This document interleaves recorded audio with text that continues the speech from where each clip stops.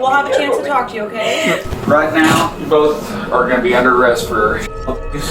Police are at the home of Keith and Candy Holt, the parents of 8 children.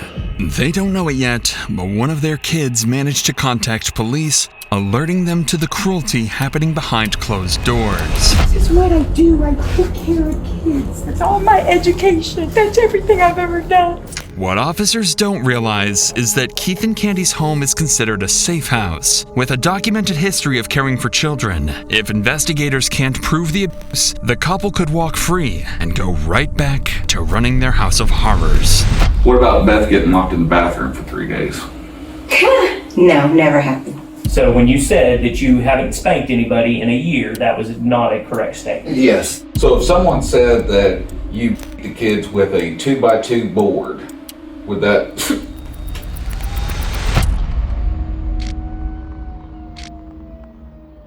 It's January 2024, and police are receiving a series of alarming calls from residents in Blackwell, Oklahoma, reporting that 8 children under the care of Pastor Keith Holt and his wife Candy have been left home alone for days. Officers visit the home on January 14th and 15th, but nobody responds. On the morning of the 16th, they return once more, and this time, Keith opens the door. During the visit, officers spot bruises on several children, and on one of them, a black eye concealed beneath makeup. A few hours later, they return with a warrant and arrest them.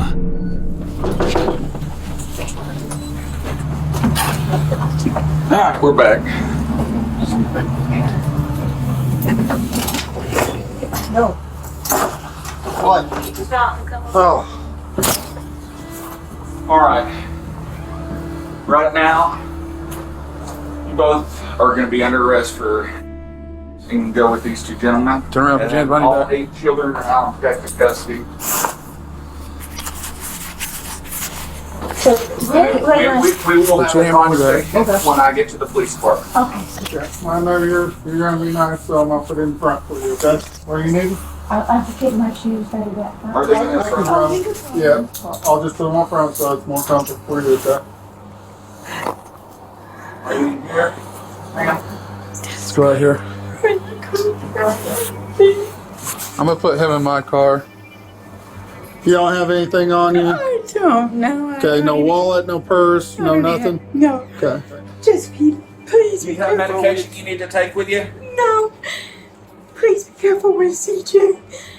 Candy's seemingly protective comment about CJ immediately stood out to investigators. It aligned with what one of the injured children had told officers earlier, that only the oldest kids were punished, while the youngest, like CJ, were not. That small detail revealed a clear divide in how the children were treated. Now, detectives had to determine the full extent of the abuse, and whether both Keith and Candy were involved, and to what degree.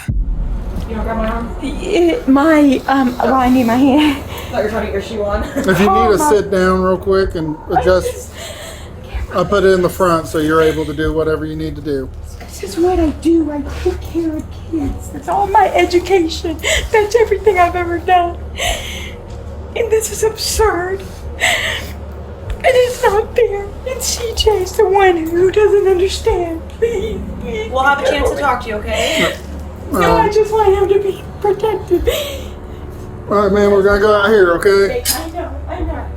Candy appears visibly distressed, disoriented, and unable to collect her thoughts. What investigators didn't realize at the time was that this was just the start of a carefully crafted facade designed to win sympathy, manipulate the truth, and avoid accountability. Surprisingly, it would go on to help them avoid the full consequences of their crimes later on. Keith and Candy were both successfully detained, and all 8 of the children were removed from the home and brought to safety. Human Services had already ruled the injuries as unmistakable signs of Multiple bruises at different stages of healing, a black eye, they were patterns no one could ignore. Despite the serious allegations, Keith and Candy remain oddly composed, immediately denying everything and painting themselves as protective parents. To investigators, it was clear. These two wouldn't crack easily in the interrogation room. Officers take note of this, realizing that getting Keith and Candy to turn on each other could be the key to making them confess to their horrific actions.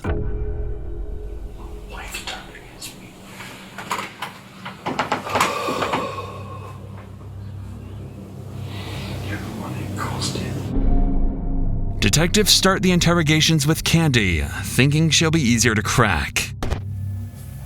Today, in this room, we're going to talk about some things, and how you answer those questions could impact the rest of your life. You understand that? Yes. These are serious allegations. Okay. So I need you to be honest with me. Why would all 5 of the older kids all have the exact same story? As far as Being hit with a 2x2 that they showed me was behind your TV. All 5 of them. No. They're all telling the exact same story, separate, of being hit with that piece of wood. I have never seen him hit them with a piece of wood. I'll be honest with you. I'm not saying they're wrong. I'm just saying I have not seen him hit them. The only thing I've seen him hit them with is the belt. We start to get a clear look at Candy's denial of how serious the situation in her home really was. As detectives begin to pressure her, she shifts the blame to Keith, saying she's seen him use his belt as a form of punishment, but underplays the severity of the situation. What Candy doesn't know is that one child has revealed everything to the detectives. Details of neglect far more severe than spanking with a belt. Now, detectives plan to use this information to trap her in a web of lies she can't escape. What about Beth getting locked in the bathroom for 3 days? No, never happened.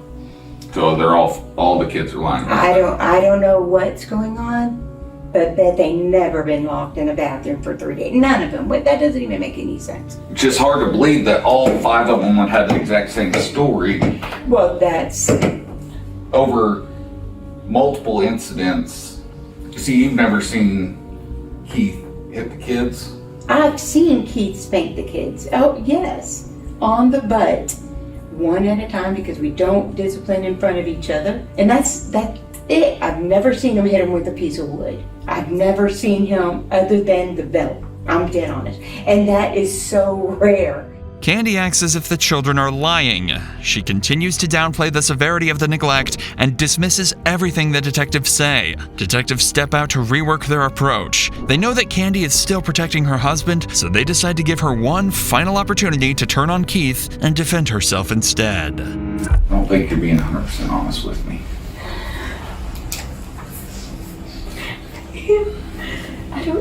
I don't know what to say. I think there's a lot of stuff that's going on in that house that maybe you turn a blind eye to.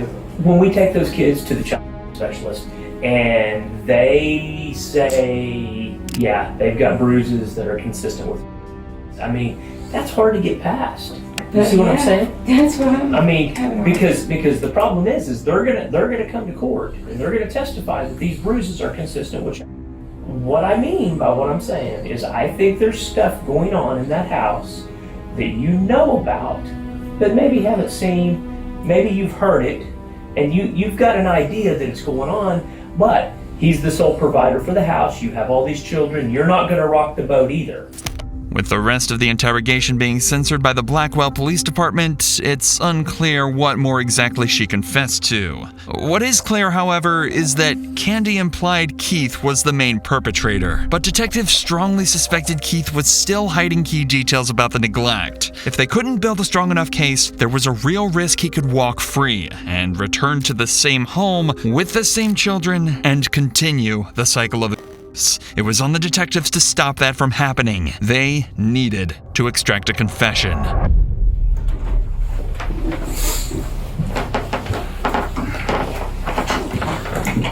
All right, Keith.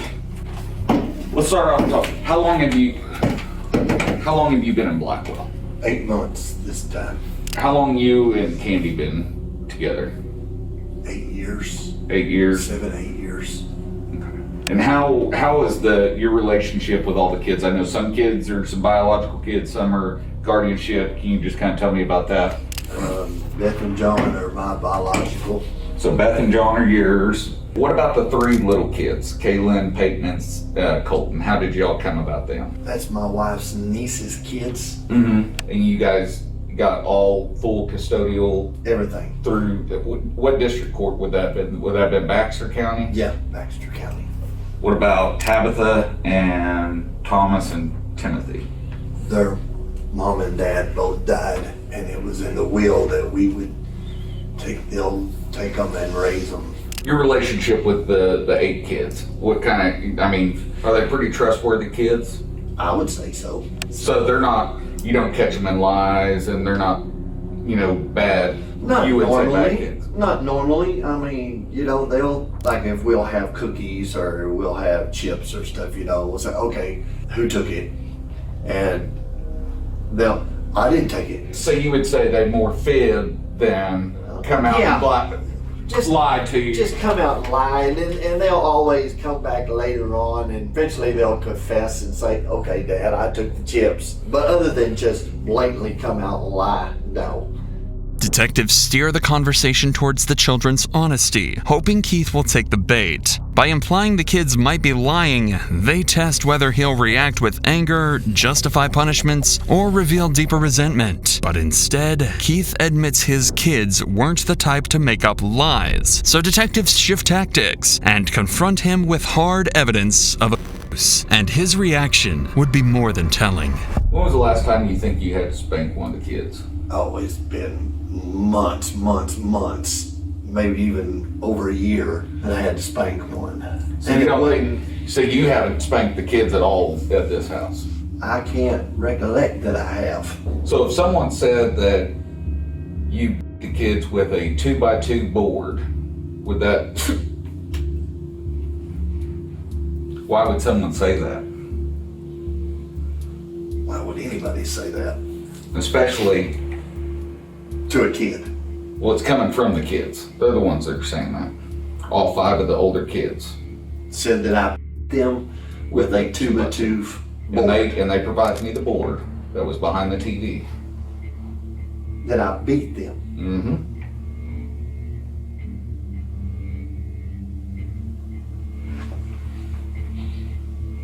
I don't. Have you hit them with that board? I've never beat them with the board. Have you hit them with that board? I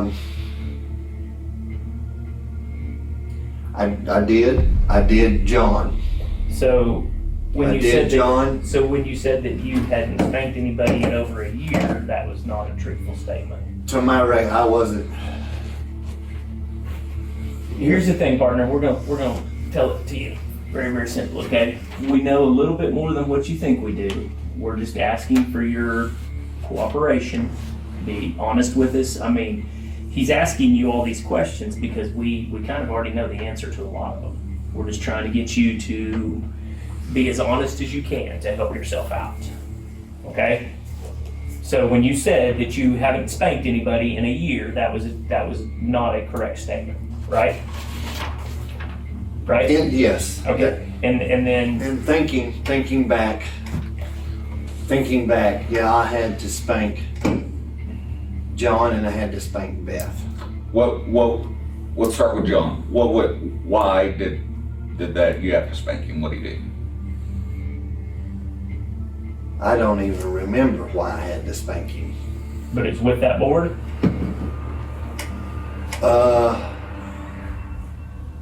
It could have been. Keith admits to the accusations, one story the detectives were already familiar with. During Candy's interview, she partially confirmed hearing some of the abuse herself. Now, detectives would use the information Candy told them to further incriminate Keith. Did John get in trouble? Yeah, he got in trouble. What was that punishment? Did he get spanked? Yeah. Did he get punched? No. I didn't physically punch him. As far as punching him, I didn't. I just pushed him backwards. Is that when did you tell him he was a disgrace? I don't remember telling him he's a disgrace. Candy said she heard it. Said that I told him he was a disgrace. Disgrace to the family. Then I guess if Candy said she heard it, then I guess maybe I did, but I don't recollect that I did. I don't remember saying those words, but if I did, then... You don't recollect a lot of stuff. You got a short temper?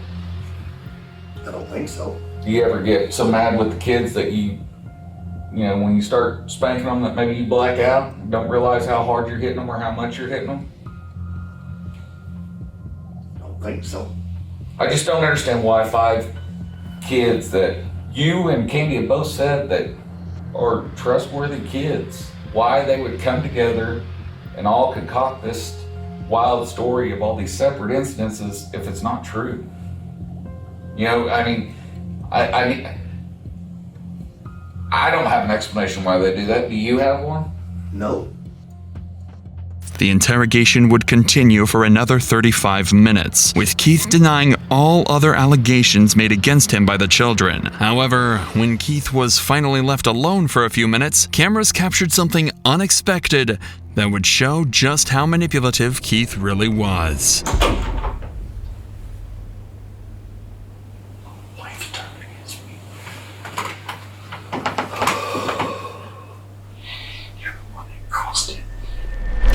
To Keith, the real betrayal isn't the children he traumatized, but that his wife Candy finally stopped protecting him.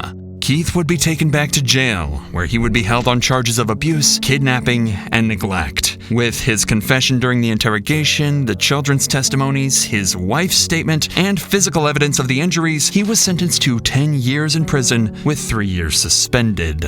As for Candy, she would also be held on similar charges of enabling an abuser. Detectives would determine that while Candy was aware of the abuse happening within the home, she too felt threatened by Keith. During an interview with one of the children, she confirmed that Keith would also punish Candy when she would make simple mistakes. Candy would eventually work with law enforcement and was forced to undergo a mental health evaluation. In the end, she served just 1 year in county jail, with the rest of her 10-year sentence suspended.